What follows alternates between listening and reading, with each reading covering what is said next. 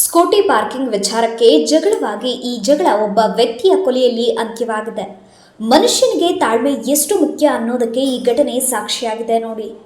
ಒತ್ತಡದ ಜೀವನದಲ್ಲಿ ಮೃದುವಾದ ಮಾತುಗಳನ್ನು ಮತ್ತು ತಾಳ್ಮೆಯನ್ನು ರೂಢಿಸಿಕೊಳ್ಳಬೇಕಾಗುತ್ತದೆ.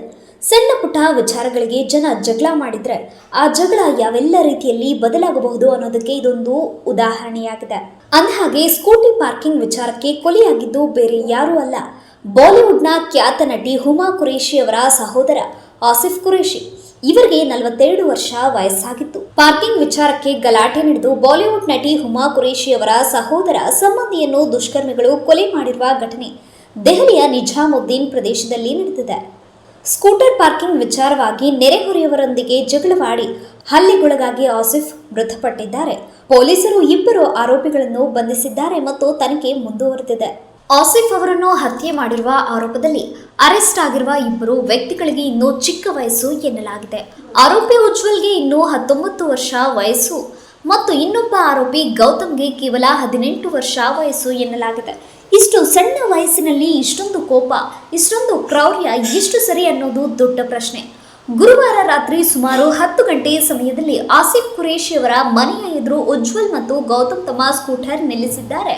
ಇದನ್ನು ಗಮನಿಸಿದ ಆಸಿಫ್ ಕುರೇಶಿ ಯುವಕರಿಗೆ ಸ್ಕೂಟರ್ ಅನ್ನು ಮನೆಯ ಮುಖ್ಯ ಗೇಟ್ನಿಂದ ದೂರ ನಿಲ್ಲಿಸುವಂತೆ ಹೇಳಿದ್ದಾರೆ. ಇದಕ್ಕೆ ಯುವಕರು ಉಡಾಫೆ ಮಾತು ಆಡಿದ್ದಾರೆ. ಆಸಿಫ್ ಮತ್ತು ಯುವಕರ ನಡುವೆ ಮಾತಿನ ಚಕಮಕಿ ನಡೆದಿದೆ. ಈ ಸಮಯದಲ್ಲಿ ಇಬ್ಬರು ಯುವಕರು ಆಸಿಫ್ ಕುರೇಶಿಯನ್ನು ಅವಾಚ್ಯ ಶಬ್ದಗಳಿಂದ ನಿಂದಿಸಿ ವಾಪಸ್ ಹೋಗುವಂತೆ ಬೆದರಿಕೆ ಹಾಕಿದ್ದಾರೆ. ಬಳಿಕ ಗಲಾಟೆ ಜೋರಾಗಿದೆ. ಇಬ್ಬರು ಯುವಕರು ಸೇರಿ ಆಸಿಫ್ ಕುರೇಶಿ ಅವರನ್ನು ಚೂಪಾದ ಆಯುಧದಿಂದ ಇರಿದು ಕೊಲೆ ಮಾಡಿದ್ದಾರೆ ಎನ್ನಲಾಗಿದೆ. ದಾಳಿಯ ಸಂದರ್ಭದಲ್ಲಿ ಆಸಿಫ್ ಅವರ ಎದೆಗೆ ಗಂಭೀರ ಗಾಯವಾಗಿತ್ತು. ಅವರನ್ನು ತಕ್ಷಣವೇ ಹತ್ತಿರದ ಆಸ್ಪತ್ರೆಗೆ ಸಾಗಿಸಲಾಯಿತು. ಆದರೂ ಅವರು ಬದುಕುಳಿಯಲಿಲ್ಲ. ಆರೋಪಿಗಳಿಬ್ಬರು ಆಸಿಫ್ ಅವರ ಮನೆಯಿಂದ ಕೆಲವೇ ಮೀಟರ್ ದೂರದಲ್ಲಿ ವಾಸಿಸುತ್ತಿದ್ರು ಎಂದು ಪೊಲೀಸರು ತಿಳಿಸಿದ್ದಾರೆ. ಆಸಿಫ್ ಅವರಿಗೆ ಇಬ್ಬರು ಪತ್ನಿಯರಿದ್ದು, ಆಸಿಫ್ ಅವರ ಪತ್ನಿಯರಲ್ಲಿ ಒಬ್ಬರಾದ ಶಾಹೀನ್ ಘಟನೆ ನಡೆದಾಗ ಜೊತೆಯಲ್ಲಿದ್ದರು. ಈ ಘಟನೆಯ ಬಗ್ಗೆ ವಿವರಿಸಿರುವ ಅವರು, ಈ ಹಿಂದೆಯೂ ಆರೋಪಿಯು ಪಾರ್ಕಿಂಗ್ ವಿವಾದಕ್ಕಾಗಿ ನನ್ನ ಪತಿಯೊಂದಿಗೆ ಜಗಳವಾಡಿದ್ದ. ಗುರುವಾರ ರಾತ್ರಿ 9:30ರಿಂದ 10 ಗಂಟೆಯ ಸುಮಾರಿಗೆ ನೆರೆ ಮನೆಯವರು ನಮ್ಮ ಮನೆಯ ಹೊರಗೆ ಸ್ಕೂಟರ್ ನಿಲ್ಲಿಸಿದ್ರು. ನನ್ನ ಪತಿ ಆಸಿಫ್ ವಾಹನವನ್ನು ತೆಗೆಯುವಂತೆ ಕೇಳಿಕೊಂಡ್ರು. ಆ ವ್ಯಕ್ತಿ ನನ್ನ ಪತಿಯನ್ನು ನಿಂದಿಸಿ ಹಿಂತಿರುಗಿ ಬರುವುದಾಗಿ ಬೆದರಿಕೆ ಹಾಕಿದ್ನು ಎಂದು ಹೇಳಿದ್ದಾರೆ.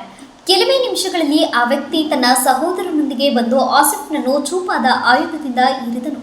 ನಾನು ನನ್ನ ಭಾವ ಜಾವೇದ್ಗೆ ಕರೆ ಮಾಡಿದೆ. ಅವರು ಬರುವಷ್ಟರಲ್ಲಿ ಆಸಿಫ್ಗೆ ತುಂಬಾ ರಕ್ತ ಹೋಯಿತು. ಅವರು ಆಸ್ಪತ್ರೆಯಲ್ಲಿ ಮೃತಪಟ್ಟರು ಅಂತ ಶಾಹೀನ್ ಮಾಹಿತಿ ನೀಡಿದ್ದಾರೆ.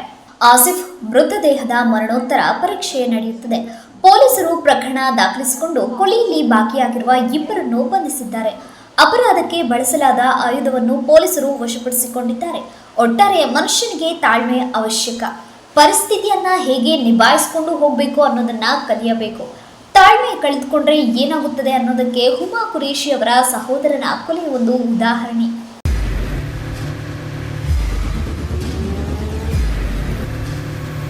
ಪ್ರಜಾಮಾರ್ಗ ನ್ಯೂಸ್, ಇದು ಜನಸಾಮಾನ್ಯರ ಧ್ವನಿ. ನಮಸ್ಕಾರ.